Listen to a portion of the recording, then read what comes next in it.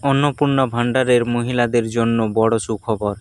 তৃতীয় কিস্তির টাকা কবে আসবে, কারা পাবেন ৩,০০০ টাকা, ভেরিফিকেশন কবে শেষ হবে, আর নতুন করে আবেদন করার সুযোগ কতদিন থাকবে, আজকের ভিডিওতে একসঙ্গে জানব অন্নপূর্ণা ভান্ডার 2026-এর গুরুত্বপূর্ণ সব আপডেট। তাই ভিডিওটি শেষ পর্যন্ত অবশ্যই দেখুন।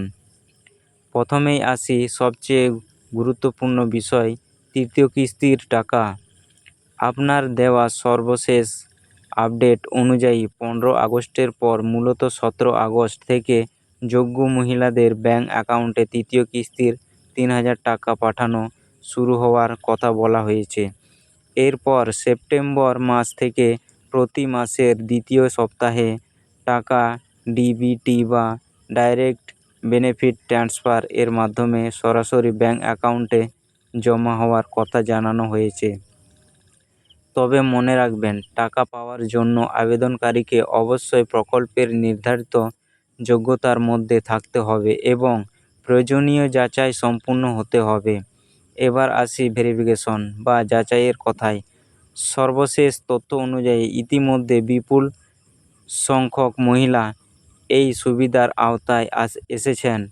যাদের আবেদন এখনও যাচাইয়ের মধ্যে রয়েছে তাদের তথ্য সরকার যাচাই করবে।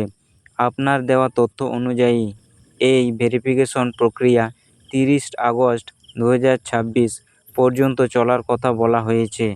যারা প্রকৃত এবং যোগ্য বলে যাচাইয়ে প্রমাণিত হবেন তারাই প্রকল্পের সুবিধা পাওয়ার যোগ্য হবেন। আর আবেদন যাচাইয়ের পর কেউ অযোগ্য প্রমাণিত হলে তার আবেদন বাতিল হতে পারে। তাই আবেদন করার সময় দেওয়া তথ্য সঠিক কিনা সেটি অবশ্যই দেখে নিন।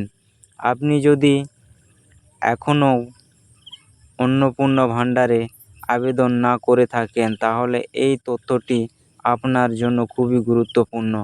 আপনার দেওয়া আপডেট অনুযায়ী অনলাইন এবং অফলাইনে নতুন আবেদনের শেষ তারিখ 25 আগস্ট 2026।